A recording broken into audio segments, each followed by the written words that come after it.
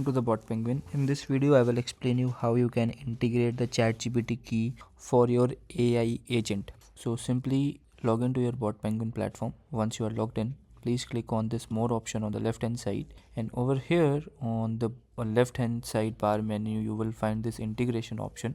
You will click on that. Once you click on that, you will find here the ChatGPT basically. So over here you can configure the ChatGPT key. Just give it the name and provide the API key and click on connect, and the API key will be connected successfully. And from here you can turn on and off the status of the API key from here. Just note one thing here, that these keys that are available here, that are only for the AI agent. Alright, these are not for your chatbot. This is only for the AI agent. Alright, and that's all about this video. In case if you need any help from our side, please reach us at the support@botpenguin.com. We will surely help you with your queries. Thank you so much for choosing BotPenguin. Thank you so much for watching this video. Bye.